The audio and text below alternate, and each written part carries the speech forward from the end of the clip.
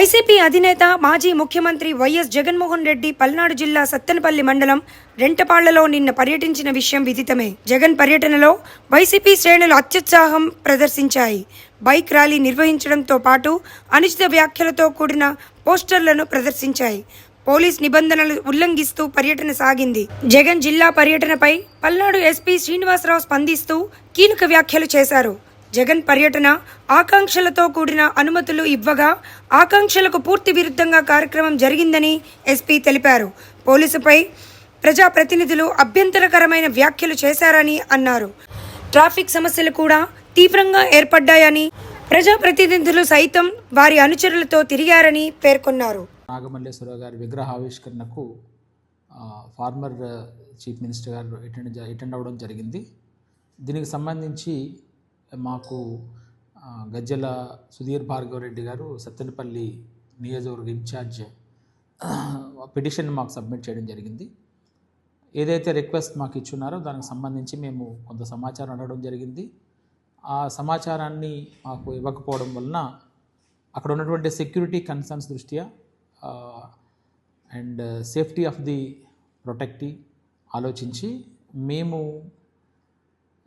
Convoy ఏదైతే security convoy ఉందో security convoy అది కాకుండా ఎక్స్ట్రా 3 వెహికల్స్ మరియు ఒక 100 మెంబర్స్కి అక్కడ ఆ విగ్రహావిష్కరణ చేసుకోవడానికి గాను పర్మిషన్ ఇవ్వడం జరిగింది. ఈ క్రమంలో ఎటువంటి ట్రాఫిక్ నియమాల ఉల్లంఘన కానీ లేదా ప్రజలకి ఎటువంటి అసౌకర్యం కలగకూడదని చెప్పడం జరిగింది. ఎటువంటి శాంతి భద్రతలకు విఘాతం కలగకుండా ఉండాలని చెప్పి కూడా సూచించడం జరిగింది.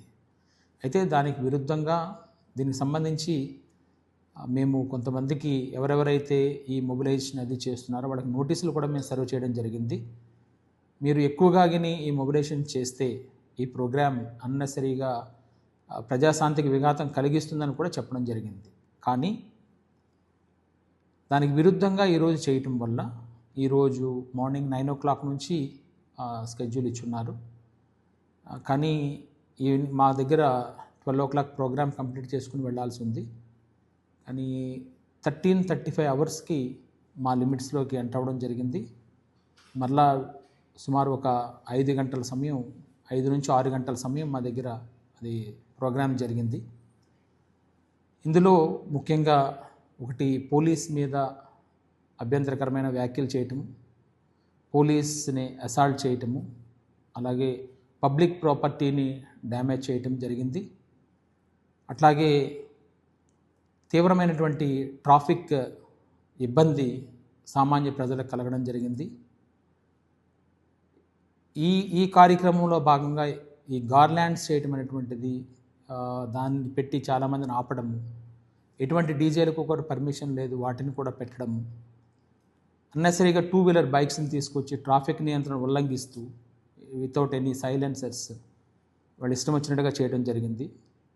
అట్లాగే కొంతమంది ప్రజాప్రతినిధులు అటు ఇటు కూడా వాళ్ళు జనాన్ని వేసుకుని తిరగడము అది చేయడం జరిగింది. ఇందులో భాగంగానే ఈ సమయం కూడా లేట్ అవ్వటము, ప్రజలకి దూర ప్రాంతాలకు వెళ్తున్న వాళ్ళకి కానీ ఎమర్జెన్సీ సర్వీసెస్ కానీ కొంత ఇబ్బంది కలగడము జరిగింది.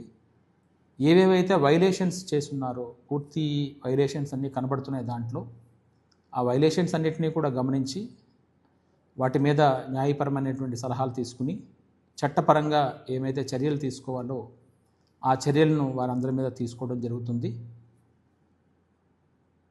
ఈ సందర్భంగా ఇతర ఎవరైనా కూడా మాకు ఏమైనా పర్మిషన్స్ అప్లై చేసేటప్పుడు కానీ వాటికి కానీ ఏదైతే మేము అడుగుతున్నామో అవి safety and security of the protectee మరియు లా అండ్ ఆర్డర్ కన్సర్న్స్, ఎటువంటి ఆస్తి నష్టం కానీ జన నష్టం కానీ జరగకూడదని పోలీస్ వారు అడగడం జరుగుతుంది.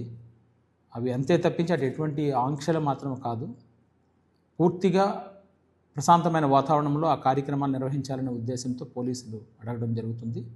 వాటిని ఫిలప్ చేసి పోలీసులు ఏవైతే సెక్యూరిటీ అడ్వైజరీస్ ఇస్తారో వాటిని ప్రాపర్గా అమలు చేస్తే ఎటువంటి ఇబ్బందులు లేకుండా ఈరోజు ఏదైతే వైలేషన్స్ జరిగిందో ఆ విధంగా కాకుండా మంచిగా జరిగే అవకాశం ఉంటుందని చెప్పి తెలియజేస్తున్నాము.